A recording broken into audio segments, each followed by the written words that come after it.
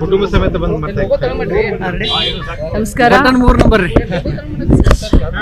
ಭಾರತ ದೇಶದ ಪ್ರಜಾಪ್ರಭುತ್ವದ ಅತಿ ದೊಡ್ಡ ಹಬ್ಬ ಈ ಒಂದು ಚುನಾವಣೆ, ಸಾರ್ವತ್ರಿಕ ಚುನಾವಣೆ. ಇವತ್ತು ಕುಟುಂಬ ಸಮೇತ ಕಾಂಗ್ರೆಸ್ ಪಕ್ಷದ ಅಭ್ಯರ್ಥಿ ಮೃಣಾಲ್ ಹೆಬ್ಬಾಳ್ಕರ್ ನನ್ನ ಸುಪುತ್ರನ ಈ ಒಂದು ಎಲೆಕ್ಷನ್ ಬಂದು ಕುಟುಂಬ ಸಮೇತ ದೇವರ ಆಶೀರ್ವಾದವನ್ನು ತಗೊಂಡು, ಅಜ್ಜನ ಆಶೀರ್ವಾದ ತಗೊಂಡು ಮತದಾನವನ್ನು ಮಾಡಿದ್ದೀವಿ. ನಾನು ಮೊದಲನೇ ದಿನದಿಂದನೂ ಕೂಡ ತಮಗೆ ಹೇಳಿದ್ದೆ, ಡೇ 1 ನಾನು ತಮಗೆ ಹೇಳಿದ್ದೆ ಈ ಬಾರಿಯ ವಿಜಯ ಕಾಂಗ್ರೆಸ್ ಪಕ್ಷಕ್ಕೆ ಅಂತ ಹೇಳಿದ್ದೆ. ಅದರಲ್ಲೂ ಬೆಳಗಾವಿ ಪಾರ್ಲಿಮೆಂಟು ಇತಿಹಾಸವನ್ನು ಸೃಷ್ಟಿ ಮಾಡುತ್ತೆ, ಚಿಕ್ಕೋಡಿ ಪಾರ್ಲಿಮೆಂಟು ಇತಿಹಾಸವನ್ನು ಸೃಷ್ಟಿ ಮಾಡುತ್ತೆ ಅಂತ.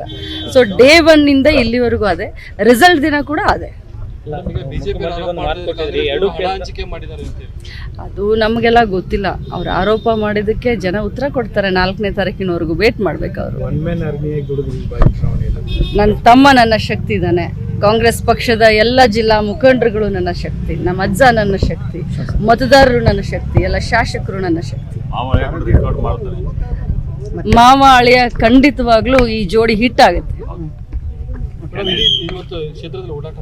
ಹೌದು, ನಾನು ಬೆಳಗಾವಿ ಗ್ರಾಮೀಣದಲ್ಲಿ ಇವತ್ತು ನನ್ನ ಕ್ಷೇತ್ರದಲ್ಲಿ, ನನ್ನ ಸ್ವಕ್ಷೇತ್ರದಲ್ಲಿ ನಾನು ಮನೆ ಮಗಳು. ಸೊ ನನ್ನ ತವರ ಮನೆಯಲ್ಲಿ ಇವತ್ತೆಲ್ಲ ಓಡಾಡ್ತೀನಿ. ನಾನು ಡೇ 1 ಹೇಳಿದ್ದೀನಿ, 3 ಕ್ಷೇತ್ರದಲ್ಲಿ ಸರ್ಪ್ರೈಸ್ ರಿಸಲ್ಟ್ ಅಂತ ನೀವೇನಾದರೂ ಅದನ್ನ ನೆನ್ಪಿಟ್ಕೊಂಡಿದ್ರೆ, ಸೊ 3 ಕ್ಷೇತ್ರದಲ್ಲಿ ಸರ್ಪ್ರೈಸ್ ರಿಸಲ್ಟ್ನ ಕೊಡ್ತೀವಿ.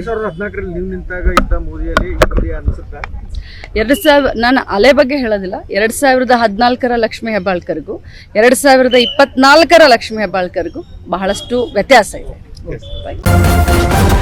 ನ್ಯೂಸ್ ಫಸ್ಟ್, ನಿರ್ಭೀತಿಯಿಂದ ನಿಮ್ಮ ಪರವಾಗಿ.